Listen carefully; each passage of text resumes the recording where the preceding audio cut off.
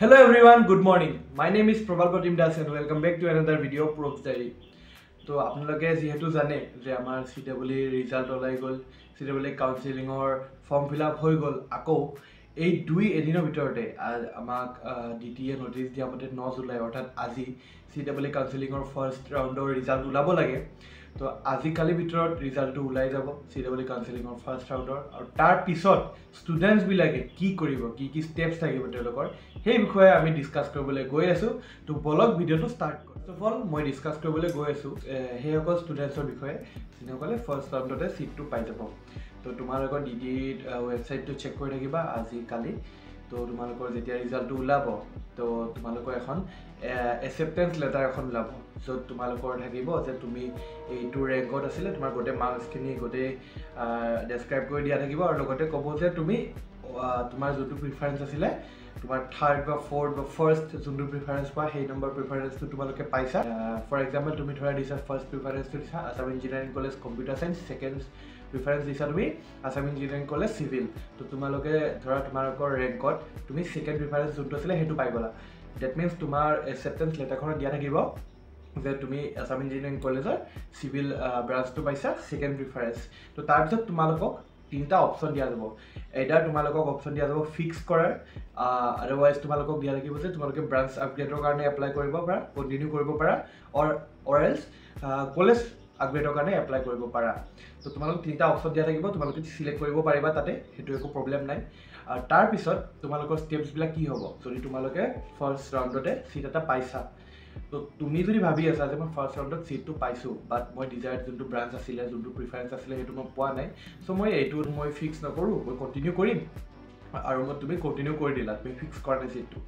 বাট তুমি ডকুমেণ্ট ভেৰিফিকেশ্যনত যোনটো ফাৰ্ষ্ট ৰাউণ্ডৰ ডকুমেণ্ট ভেৰিফিকেশ্যন হ'ব, যোনখন কলেজত তুমি এলটমেণ্ট পাইছা, ধৰা হ'ল তুমি যোৰহাট ইঞ্জিনিয়াৰিং কলেজত ফাৰ্ষ্ট ৰাউণ্ডত এলটমেণ্ট পাই গৈছা, আৰু তুমি ভাবিছা যে মোৰ আপগ্ৰেড হৈ AEC-লৈকে যাব, আছাম ইঞ্জিনিয়াৰিং কলেজলৈকে, গতিকে মই JEC-ত ফিক্স নকৰোঁ আৰু মই আপগ্ৰেডৰ কাৰণে চিলেক্ট কৰি দিছোঁ।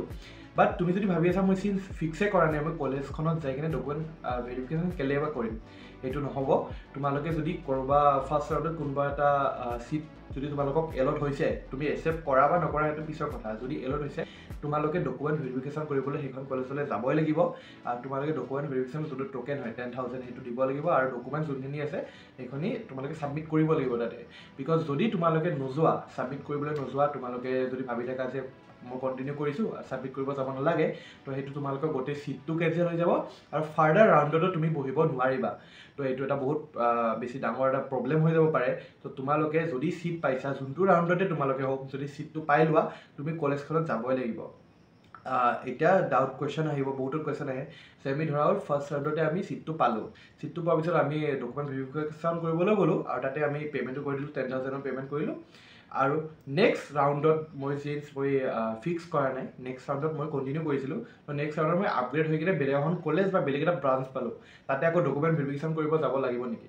তো তোমালোকে ফাইনেল ভেৰিফিকেশ্যনৰ দিনা এদিন যাব লাগিব, তোমালোকে কোনো পে'মেণ্ট আকৌ কৰিব নালাগে, যোনটো তুমি আগতে 10,000 দি থৈ আছিলে সেইটো তোমাৰ ট্ৰান্সফাৰ হৈ যাব, তোমালোকৰ একো প্ৰব্লেম নহয় তাত কাৰণে। দেন তোমালোকৰ যদি আপগ্ৰেড হৈ বেলেগ কলেজ বা বেলেগ ব্ৰাঞ্চ হয়, তোমালোকে এবাৰ মানে তাত ভিজিট কৰিব লাগিব।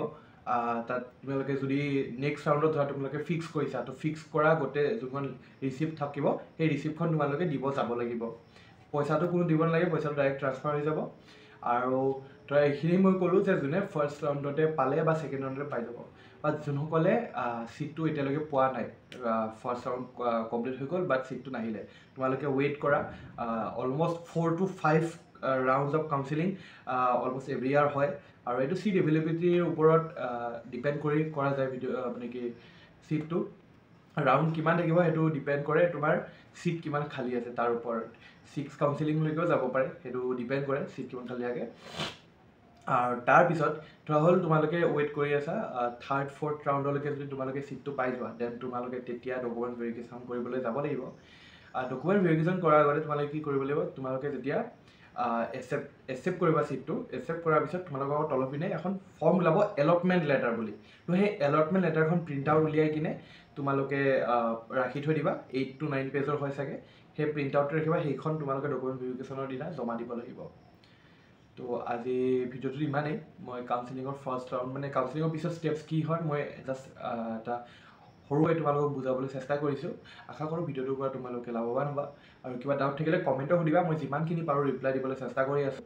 আৰু মোৰ চেনেলটো লাইক শ্বেয়াৰ এণ্ড ছাবস্ক্ৰাইব কৰা যদি নতুনকৈ আহিছা। আজি ভিডিঅ'টো ইমানেই, ভিডিঅ'টো সময়লৈকে চোৱাৰ বাবে ধন্যবাদ।